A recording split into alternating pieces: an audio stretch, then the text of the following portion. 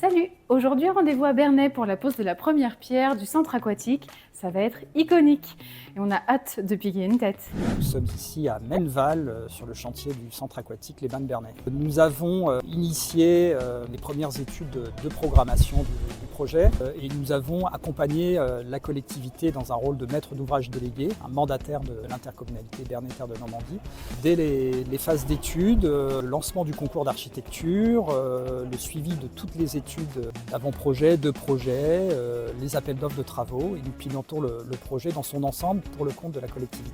Alors le projet, on a souhaité bien sûr dans son architecture qu'il soit ancré, qu'il soit identitaire du territoire. Donc on est parti sur une architecture du Pays d'Auge avec des formes de longères qui vont venir accueillir toutes les activités ludiques et aquatiques de ce centre aquatique.